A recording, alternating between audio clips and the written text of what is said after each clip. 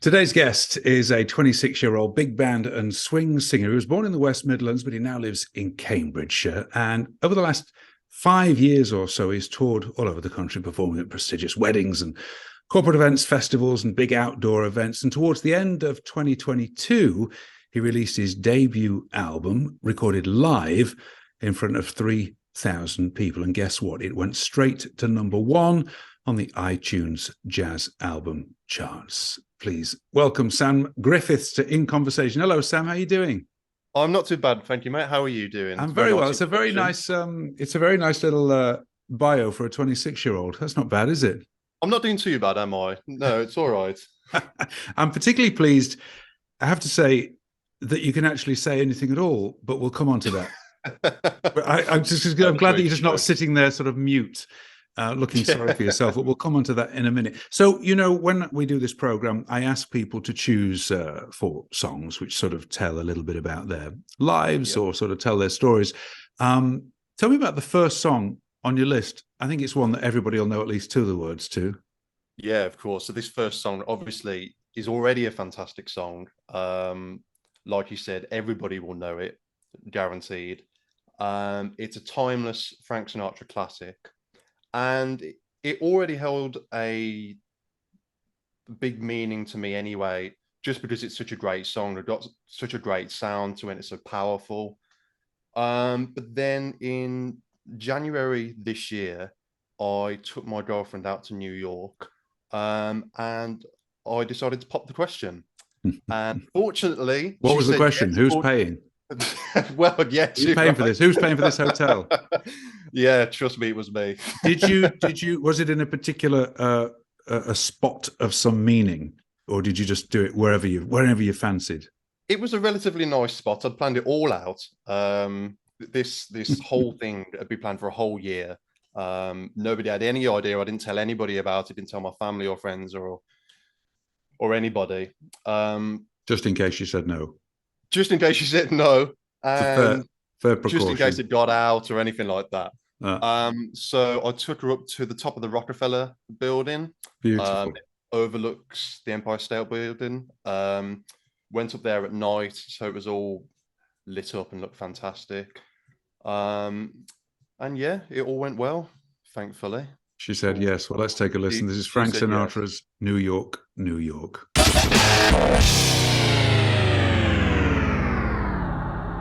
There it is, classic Frank Sinatra, New York, New York. That was the first musical choice by today's guest, Sam Griffiths. Sam, I first heard about you. You came to my attention during COVID. Yes. You were one of these people that just COVID was actually really worked in your favor, isn't it? What happened? Yeah, it's a bit of a tough thing to talk about because obviously COVID affected so many people so badly. Mm-hmm. And I think I sort of just took the opportunity to, simply put, just fill my boredom because I was purely bored at home, you know what I mean? And I think a lot of people didn't really know what to do with themselves sat at home. And strangely enough, about a month before COVID, I'd actually sold all of my recording equipment. I got rid of my recording microphone, my laptop and everything, just because I wasn't really using it at that point, and I was just so you'd retired on the internet. Yes. How old were you at this time? Because I remember seeing the videos that you were putting out, and you looked very young. Yeah, I must have been 23. But you looked younger, right? I mean, I think I look. Yeah, I look fairly young anyway. Yeah. I don't look 26. Yeah. I'm not jealous. It's all right. It's all right. I'm going to take that till I'm 40. Exactly. So you just started, I was doing a thing called Kitchen Cabaret, which was the same thing. I was just bored at home, I just needed to do something. I needed to sing. Yeah. But what you did really captured the hearts and the imaginations of a lot of people. You got a lot of traction doing that, didn't you? I mean, what kind of sort of numbers were you getting on your videos?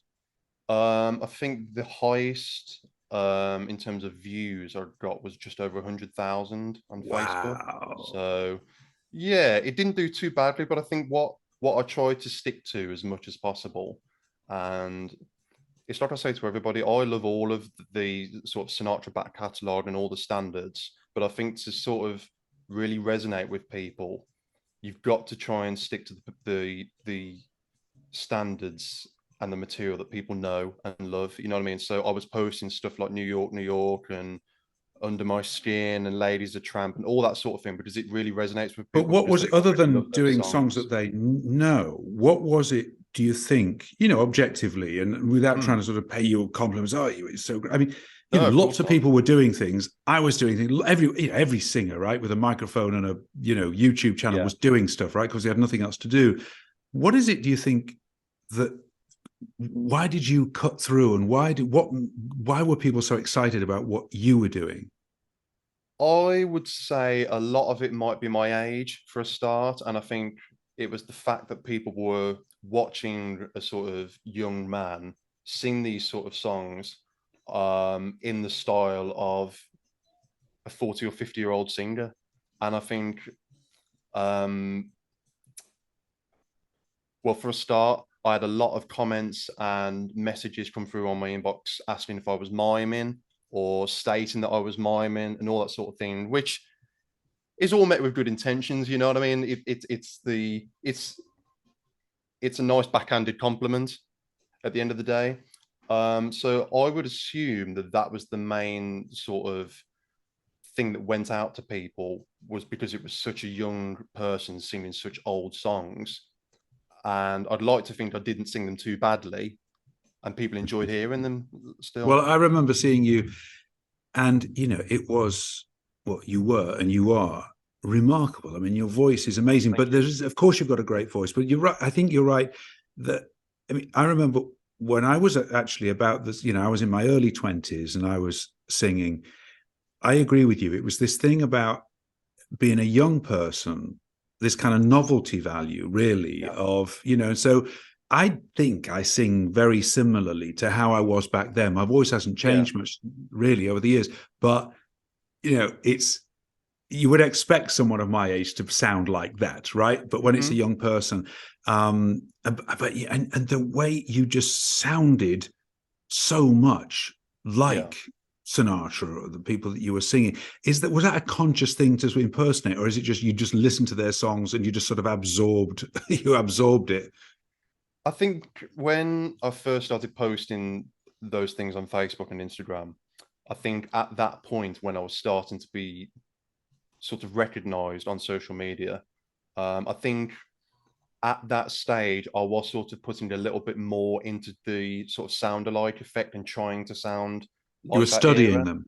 Yeah, yeah, Mm. exactly. And their sort of tone and their phrasing and all that sort of thing. But I think since then and going into the live performances, I've sort of taken it into my own and tried to add my own thing to it and my own sort of phrasing and my own tone and And tried that's to a move conscious away. thing that you have. You Yeah, consciously yeah, thought, definitely. that's a real Sinatra thing I'm doing there.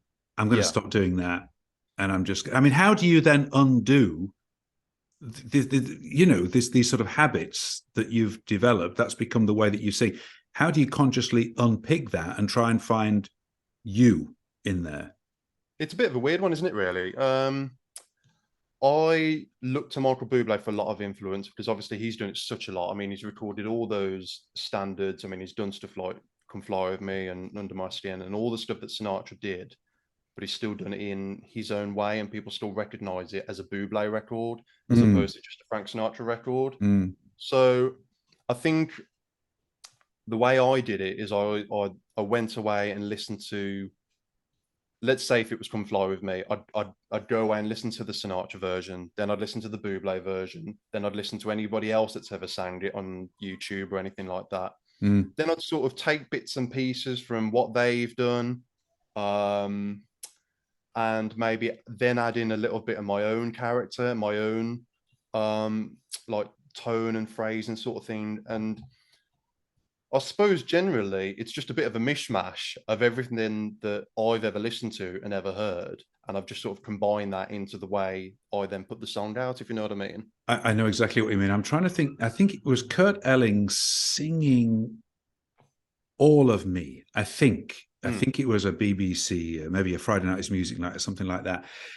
And Kurt Elling is, remarkable, and he did such a completely different take on this song. And like you, I'd like to listen to people singing these standards in such different ways, because you said that you then sort of think, oh, I like the way Mel Torme does that, and I like the way Kurt Elling does that, and I like this and so it ends up becoming your sound because you're sort of picking and choosing. And over the years, just sort of certain, I suppose it just develops, doesn't it? You slowly find your own sound.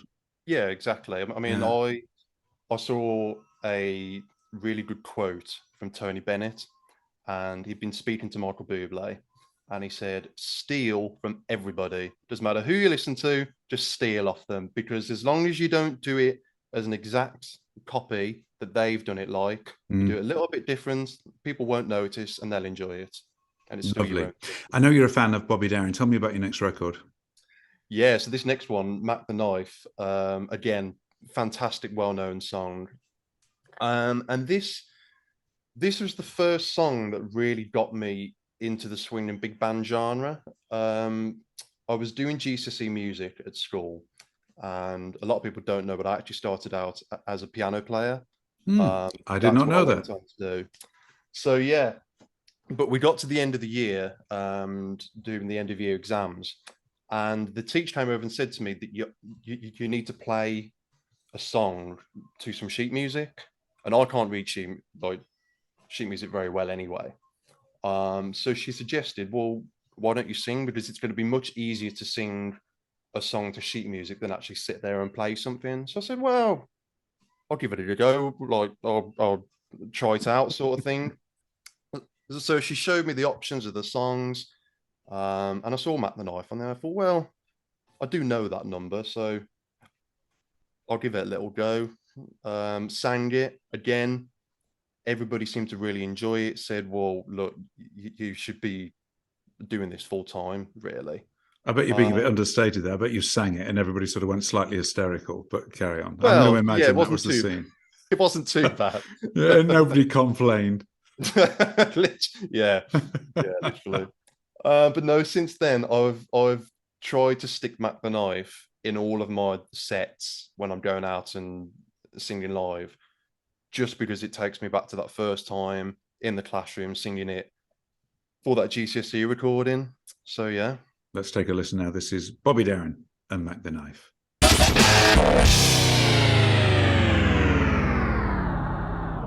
That's Bobby Darin, Mac the Knife, the second musical choice by today's special guest here on In Conversation with me, Gary Williams. This is Sam Griffiths.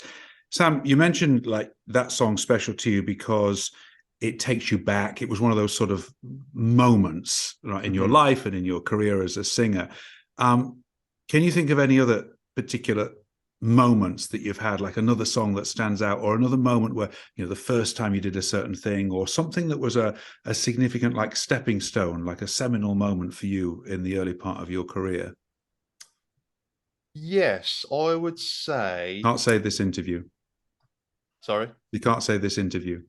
No, that's fine. So maybe in 10 years' time I'll come back and say that was the thing. It all changed. That interview with Gary Williams. And after that, it all, no, I would say that's a good question. There'd be three specifically that I can think of. One would be Moondance by Michael Bublé. The other one would be Ladies a Tramp by Frank Sinatra. And the other one would be Singing in the Rain. And all because, again, I'd gone off to college to do music full time.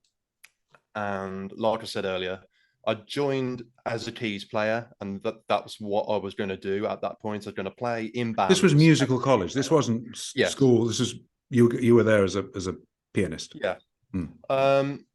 And luck sort of came my way in the sense that the course was short of singers.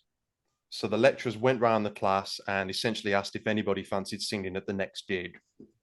And it turned out that the next gig was the swing and jazz show. So going back to GCSE music, again, I just sort of put myself forward thinking, well, I'll give it a go. I'll give it a try. I'll try my best, sort of thing. And again, it went down fairly well. Everybody seemed to enjoy it. Everybody said, look, you really need to carry on with this and actually just be a singer. You know what I mean? Doing the keys is all well and good, but being front and center stage and singing your head off is what you need to be going out and doing. So after that gig, that sort of changed my way of thinking. And I sort of just stayed as a singer from there on, and here I am now. So what happens from, you've become a bit of a sort of a sensation during COVID and you're getting a lot of traction. You were on the TV. How, did you feel like sort of an overnight success, or did something else need to happen to get you where you are now? What was the next step for you to really start developing a career? Of course, yeah. I mean, what happened next? I think for me that with my personality, in that I'm always looking for the next step. So it doesn't matter how far I've got or what I've done, I'm always looking to what else I can do at that point. But I suppose after there's the whole COVID thing and the social media thing happened, I then got asked to sing at these big outdoor events last year. And they were essentially outdoor proms gigs, like proms in the park style events.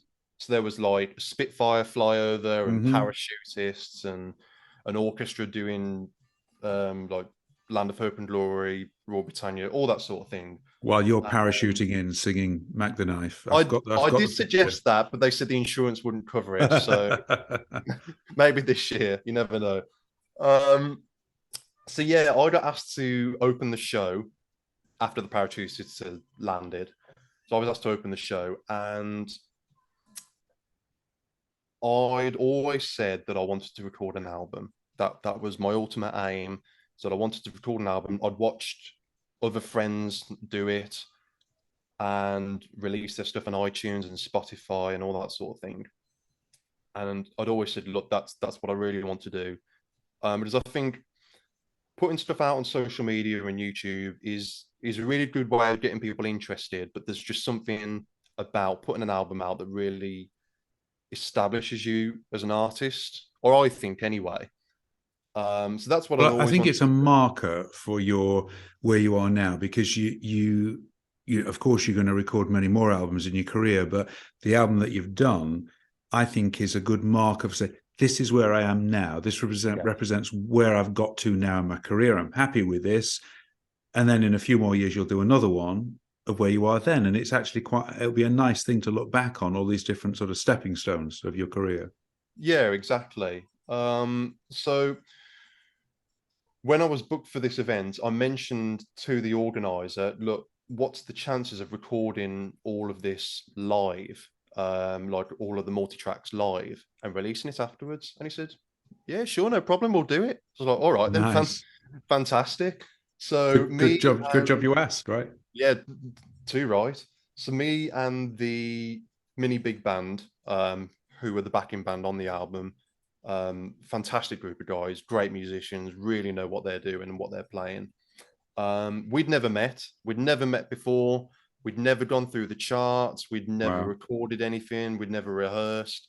So it was literally turn up on the day, walk out on stage in front of 3,000 plus people, and just sort of go for it and hope for the best. And just one performance. Well. Just one performance. We did two. Right. And so at least you had something you could like mix and match a little bit, right? Yeah, exactly. I know this isn't on your list of songs, but we're gonna take a breath for a moment, because I have a musical choice now, because you reminded me of one of my favorite albums ever, and that is Sinatra live at the Sands. So let's play a little bit of that.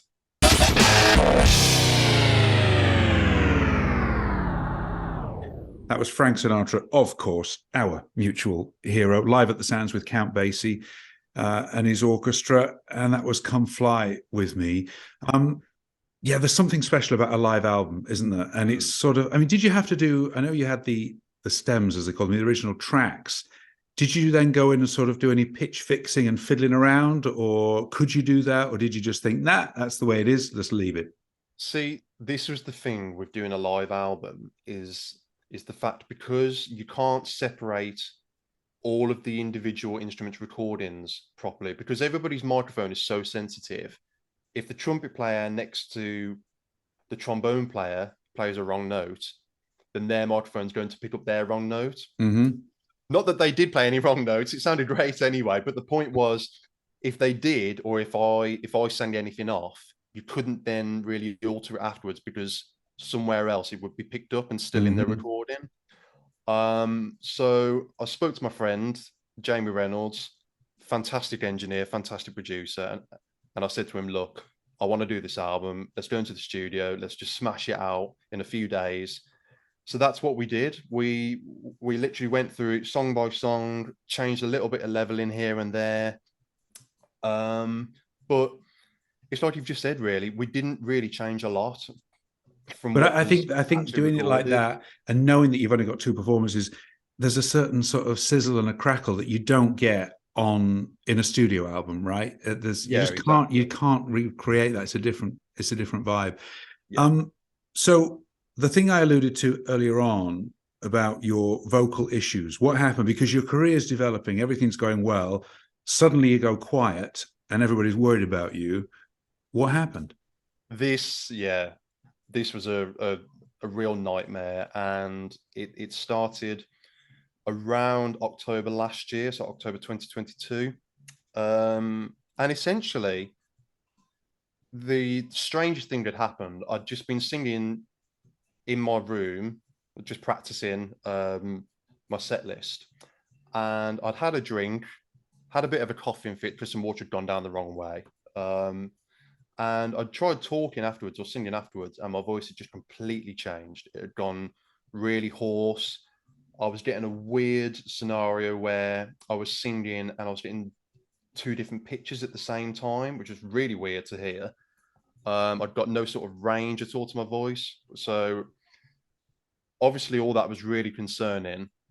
So we went to see the ENT in London, Nick Gibbons, fantastic guy. Really great. Gets what life is like as a singer. So wanted to help Mm-hmm. out as much as possible. And I was diagnosed with a cyst on my right vocal fold, which had then hemorrhaged.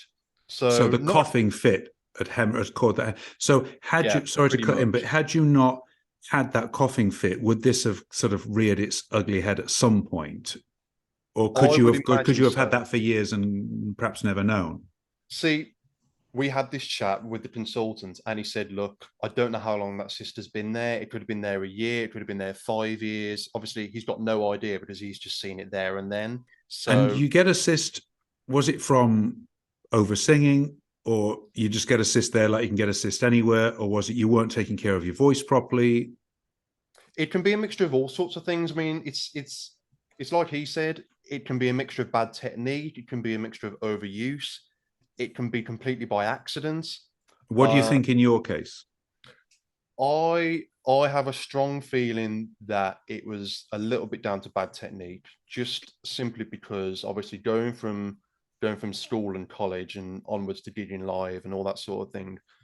I'd never really had a proper singing lesson or any vocal coaching, really, Even like at college, because consistently. you switched to sort of singing when you were at college, but did they not teach you how to sing then? You know, technique. Not not in as in actual technique. They taught me as in musicality and singing within the key and scales and all that sort of thing. Mm. They didn't really have a specific vocal coach to teach you how to sing um safely as such. And so, what was your road to recovery? Like, it must have been horrifying. I mean, it's just it's something that every singer just lives in mortal fear of, isn't it? Of just, Yeah, you know, what happened to yeah, Julie exactly. Andrews, for example, is just, and then you just, that's it. I mean, you know, and I've heard that the road to recovery can be very difficult and slow. It was very slow. And it's still ongoing now. It's still ongoing to this day. I mean, I was told that I would need surgery, otherwise the cyst just wasn't going to move, essentially. So I went under the knife in February, and obviously straight after that you have to go on vocal rest for 3 days. So you can't talk or sing or anything. So that was just, it's not going to sit to everybody. It's very isolating from going to being able to talk to your family or your friends or your partner, or going to work, to then just having to be completely shut off from everybody. I don't think people realize how isolating it could be. So going forwards from there, it was like 3 days off from talking completely. Then I started seeing a speech therapist, and started doing vocal therapy every week, learning how to breathe properly and use my diaphragm and all that sort of thing. And then essentially then progressed onto seeing a guy called Dane Chalfin, who works a lot on the West End and with singers on Broadway and all over the world. And he basically put me through a course of 3 or 4 weeks of just watching me sing, critiquing my breathing and my stature and all sorts of things that you don't even think about while singing, but then when you actually put them into practice, it makes such a huge difference. And then now I've sort of learned those techniques. It's just a stamina thing now, really. It's getting back to that point where I can go out and sing 30 or 40 songs in a row, because it's like going out running or going out cycling or whatever. You can't just go out and run a marathon straight away. So going out and trying to sing 30 songs in a row is near impossible. You know what I mean? It's going to cause some damage. So it literally Or at started least out fatigue. doing, At least yeah, fatigue. I mean, it's hard, exactly. and I think a lot of people don't understand how, you know, it is.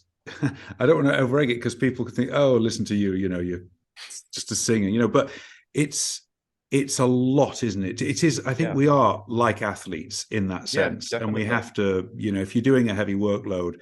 I'm like this in December. I don't really work that much, but in December I do a lot of shows, and I really have to. And the only way I can get through it, I always say, I do the show, I go home, I don't talk to anyone, I hardly Yeah, do anything. I don't go out. People think, oh, yeah, after the show, go out for some beers and party.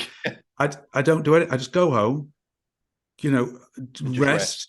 drink Yeah, water until the next show. I do that, and everyone's, oh, and I really want to go out because I've always got friends in the shows. You know, people I haven't seen for ages. You know, yeah, of love to course. go out. You know, come on, have some cocktails. You know, so Yeah, the only way I can get through it is just by going home, keeping my mouth shut, and resting, and being a good boy, yeah, and I used to think, what's wrong with it? Like, but I've realized that's the way that most people get through it. You can't, yeah. you know, you just You can't be really have going to out look and after yourself, partying. don't you, You basically? really have to look after yourself.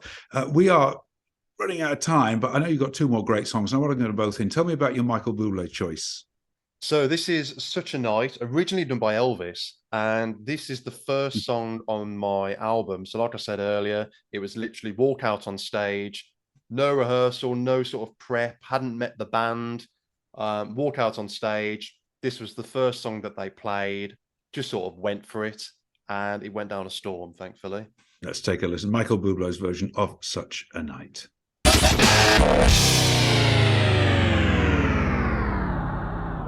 That's Such a Night, Michael Bublé.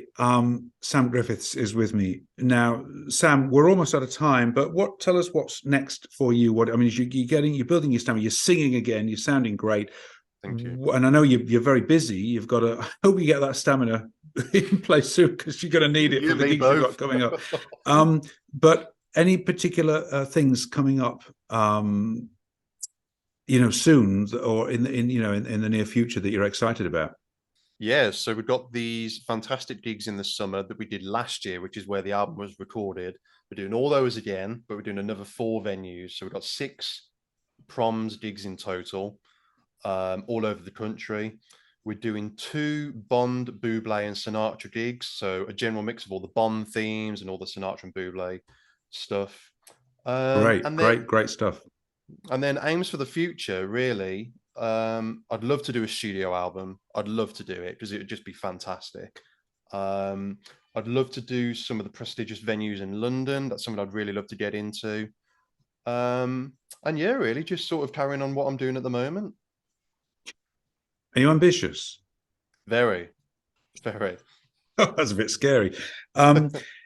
Yeah, I was talking to a friend of mine, John Nicol, is a resident pianist at the Savoy the other day, actually, and we were talking.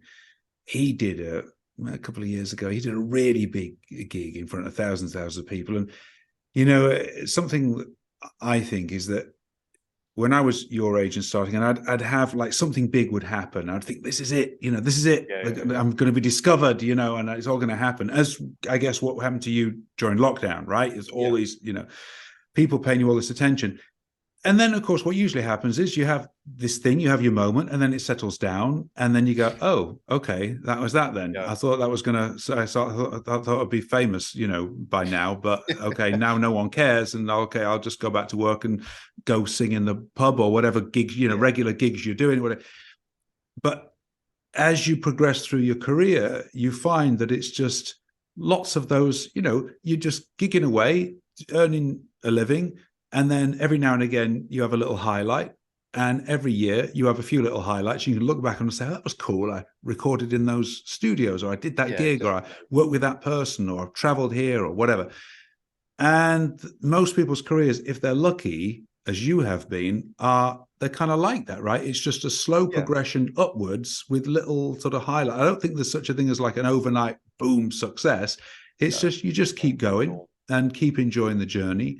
But I know I speak on behalf of a lot of people that were very excited to know that, first of all, you're back in full voice. Thank you. And second, it's really exciting to see your career develop and where it's going to go, because you are a wonderful talent. Appreciate that. Thank you. You're a wonderful talent and you're a nice guy. So I wish you every success. I'll send the check in the post. Thank you so much for joining us today. It's really nice to chat to you. I've been a fan of yours for a long time. And keep us posted. Will do. Thank you very much for having me. Really appreciate it. Thank you, mate.